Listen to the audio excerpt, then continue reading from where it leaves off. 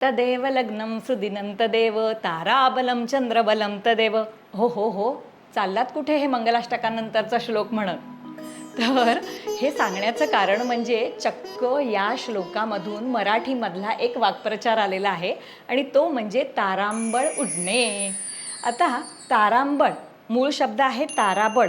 ताराबळ म्हणजे काय, तर नक्षत्रबळ. असं मानलं जातं की जर एखाद्याचं नक्षत्रबळ चांगलं नसलं तर त्या माणसाला खूप अडचणी येतात आणि कितीही त्याने प्रयत्न केलात तरी काही ते यशस्वी होत नाहीत.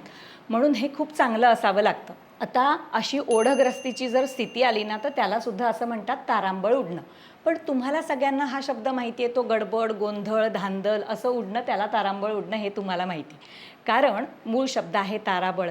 लग्न मुंज असं काही असेल ना तर त्यावेळेला हे खूप आवश्यक मानलं जातं आणि त्याच मुहूर्तावरती, म्हणजे मुहूर्त चुकवायचा नाही बरं का. मग या मुहूर्तावरती मंगलाष्टकं म्हणून झाली आणि विशेषतः लग्नाच्या वेळेला मंगलाष्टकानंतर भटजी उपाध्ये किंवा गुरुजी श्लोक म्हणत असताना ताराबलं चंद्रबलं तदेव विद्याबलं दैवबलं तदेव लक्ष्मीपते ते घ्रियं स्मरामी सुमुहूर्त सावधान असं ज्या वेळेला म्हणतात तेव्हा इतकी घाई उडते, म्हणजे नवऱ्याला नवरीला माळ घालायची घाई होते, अंतरपाट बाजूला करत असताना त्यांची घाई होते, तिकडे वाजंत्री वाजायला लागतात, फटाके वाजायला लागतात. म्हणजे ताराबलं चंद्रबलं तदेव असं तिकडे वाजंत्रीवाल्यांनी ऐकलं की ते आधीच डमडक टमडक वाजवायला लागतात. तर ही सगळी गडबड गोंधळ घाई उडते, तर ह्यालाच म्हणतात तारांबळ उडणं.